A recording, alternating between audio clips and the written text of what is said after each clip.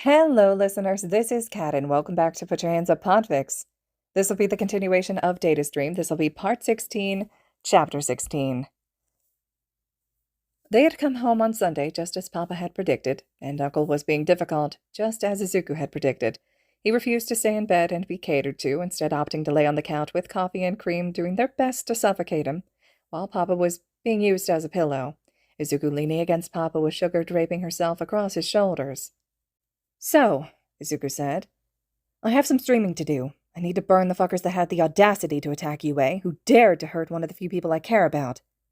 Izuku paused for a moment, not really registering the looks of terror on Uncle and Papa's faces.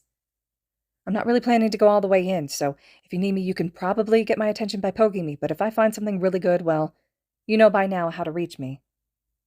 Have fun, Zuzu, Papa said, leaning over to plant a kiss to his curls.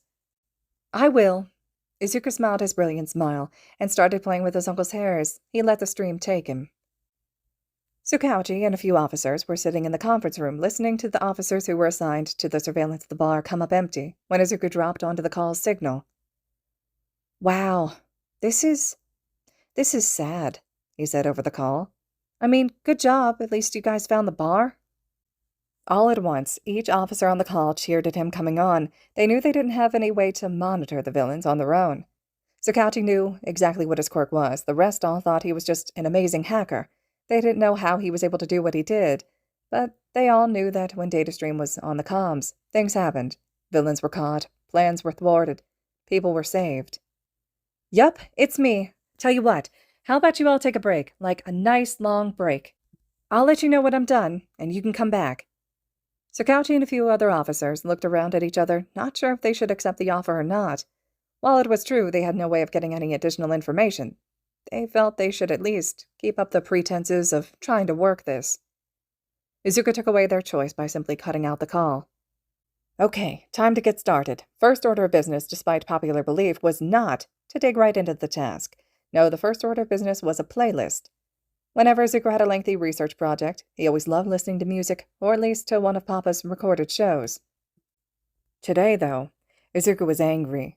These bastards hurt his uncle. They tried to take away Uncle Shouta. They tried to kill the first person who had ever really looked at him, the first person to say, this one. I want this one is mine. Uncle was the first person to believe in him. Yes, Papa was also great. He was incredibly supportive and gave Izuku all the love he could have ever wanted. He supported Izuku, and he was a great person to spend time with. Papa was always interested in anything and everything Izuku could ramble about. Izuku loved his Papa. He would do anything for his Papa, anything at all. But Uncle Shouta was... He was Uncle Shouta. He understood Izuku in ways that Papa just couldn't. Uncle knew what it was like to be hated at home. He knew how hard it was to have Inko in his life. He knew how bad it was to be abused in school. He understood that when Izuku woke up in the middle of the night with a nightmare, sometimes he didn't want hugs. Uncle Shouta was the biggest emotional support pillar Izuku had ever had. And those bastards tried to take him away from Izuku. Izuku was going to find them, light a match, and watch them burn. This was going to take longer than 3 minutes. He found the perfect list of songs, all angry, rage-filled, and full of fire metaphors. Now, he can dig into the task at hand. It took no time at all for him to center on the location tag in the Kamino ward, and he centered most of his consciousness there. He did manage to keep enough of his mind centered at home, still grounding himself with the feeling of Uncle's hair. He then looked for any street cameras and found what the police had. They were all broken. But who broke them? Looking at the history of the footage showed that they were all broken by the guy with the hands, Shigaraki Tomura. There were 2 cell phone signals there, the one that was tagged as Shigaraki's and the one that was Kurogiri. However, there were a few other signals that weren't phones. There was a computer, a game system, and what looked like a remote viewing monitor.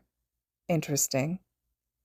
The monitor wasn't currently connected to anything, so Izuku couldn't follow that path just yet, but if they turned it on while he was there, Izuku was going to see where it led. Maybe he'll find their boss. Regardless, the only 2 people at the bar were Shigaraki and Kurogiri. Izuku briefly considered just sending in the police now, but with that remote monitor sitting innocently by the wall, Izuku decided to leave them for the moment. If he sent in heroes and police now, he might lose the boss simply because he wanted the minions.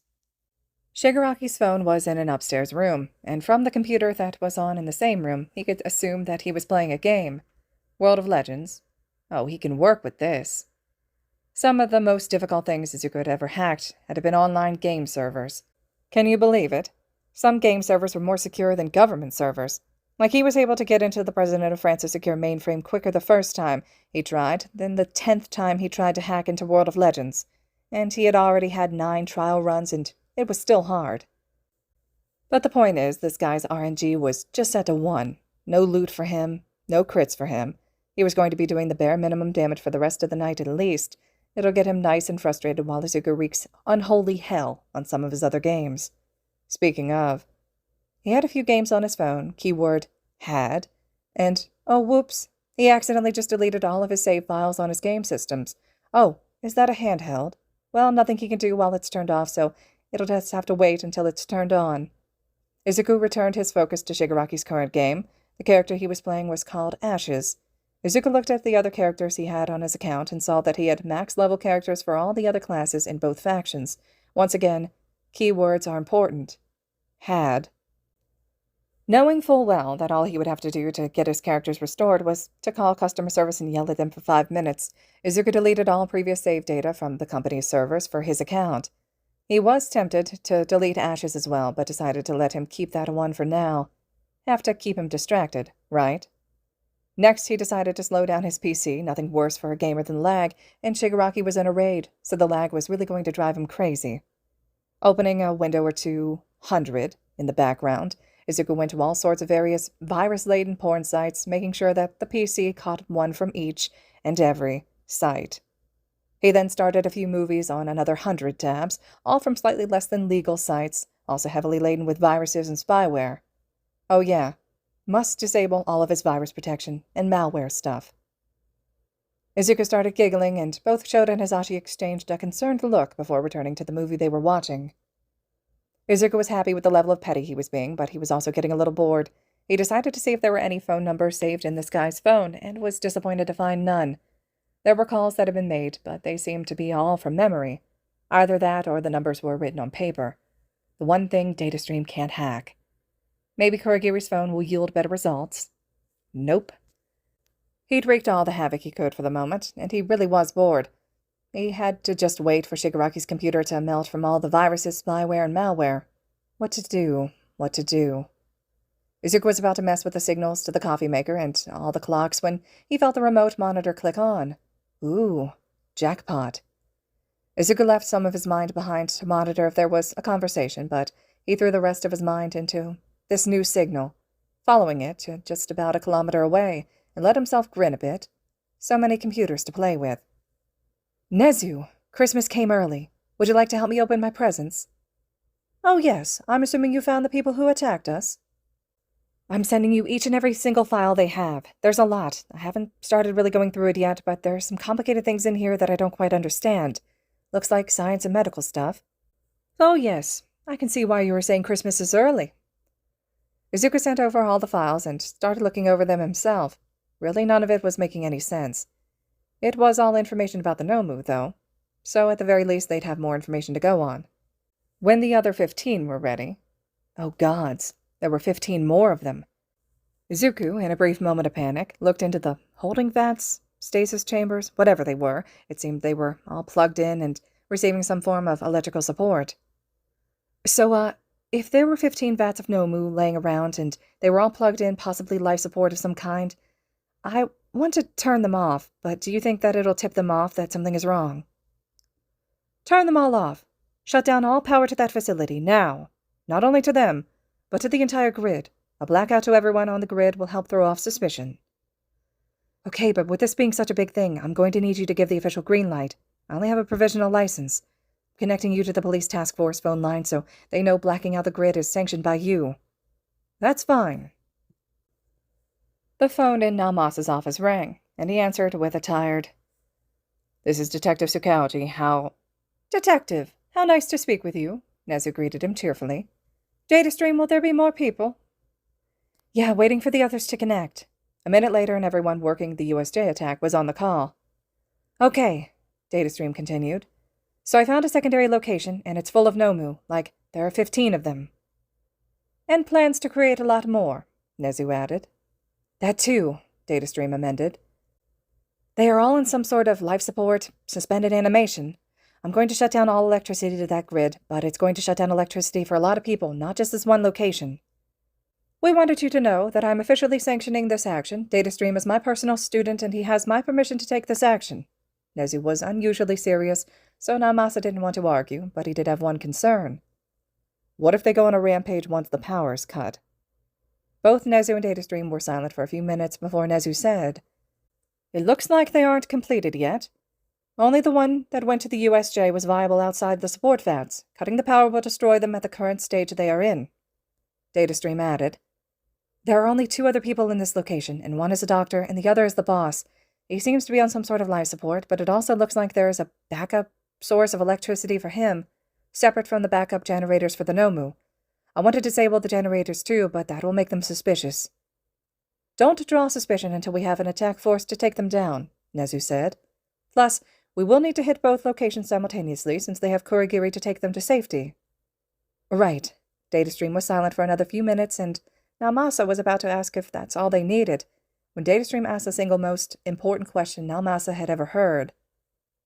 Who's all for one? What? Naomasa stuttered. Are you sure?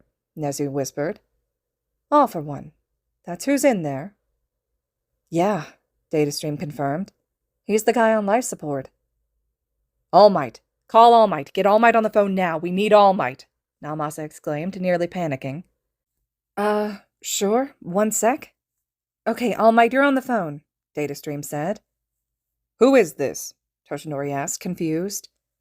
All Might, this is Detective Tsukauchi. Datastream is the one who called you, but we also have Nezu on the line as well as Chief Surigame. Also, some of you on this call aren't cleared for this information, so all of those who I did not specifically call out, please disconnect from this call. Okay, they're all off, Datastream confirmed after a minute. Data, you don't need to continue with this, Chief Surigame said. This villain is quite a bit out of your league. You can leave the rest to us. Yeah, no. Thanks, but no. This is personal for me, and I'm not going to be left out. Young Datastream, I'm not sure what is going on, but if the chief is requesting you to leave this alone, then you should do as he asks, Toshinori said. Naomasa wondered if he knew that Datastream was Eraser's nephew. Be silent, All Might, Nezu said. Datastream, I'm going to assume this is about Aizawa. Yeah, those fuckers nearly killed my uncle. I'm not going to sit back and just watch. I'm here to help in whatever way I can, Datastream hissed. Aizawa's your uncle? All Might asked. But he only has one nephew, from what I understand, young Aizawa Izuku. Yeah, that's me. Thanks for finally realizing that. We haven't been exactly subtle, Datastream sassed back. By the way, when this all goes down, and from the seriousness of everyone's actions it's going to be big, are you going to actually do what I tell you to? Or will you do the exact opposite again, and get a dozen or more people killed? All Might sputtered in indignation. I don't know what you're talking about, young Aizawa. Datastream, he corrected. When I'm streaming, I am Datastream. And if you need me to jog your memory... Datastream, now is not the time to be petty, Nezu interrupted. Right. Now is the time to plan this raid. I'm good. Shouta had fallen asleep sometime during the movie, and Hisashi didn't want to move him. Izuku had slipped fully into his dream, and Hisashi, no matter how many times he poked him, he wasn't budging. Hisashi looked longingly at his phone, just out of reach. He was in a pickle. He didn't want to move Shouta, and couldn't rouse Izuku. And he had to use the bathroom. All right, listeners, this concludes Chapter 16 of Datastream. Chapter 17 will be up next. Hope you all are still enjoying it as always. Thank you so much for listening.